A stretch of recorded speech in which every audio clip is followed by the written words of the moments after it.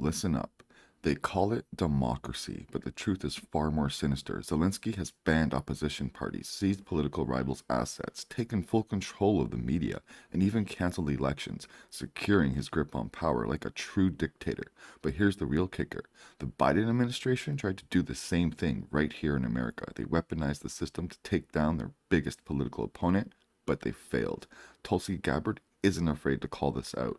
Watch as she exposes the uncomfortable truth the political establishment and their media puppets don't want you to hear. Here is something that the political establishment and propaganda media don't want you to know.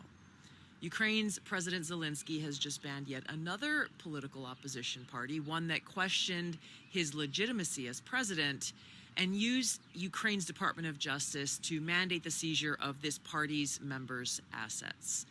Now, this is just the latest of Zelensky's actions to do this sort of thing. He began banning major political opposition parties in 2022, when he also started banning TV channels that were associated with his political opponents.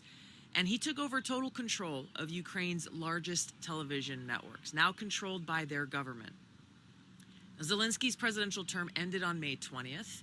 He canceled elections in the name of martial law, suspending Ukraine's constitution so that he could stay in power. Now, defenders of Zelensky will say, hey, Ukraine is in the middle of a war. They can't have elections.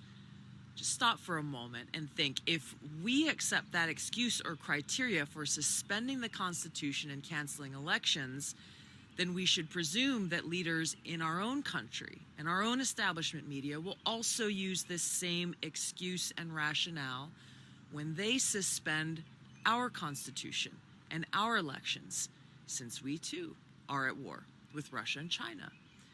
Now, if you think this sounds crazy, look at what's already going on. They've already started conditioning us to accept a dictatorship by rationalizing their own use of our Department of Justice to target President Trump and other political enemies in their efforts to stay in power.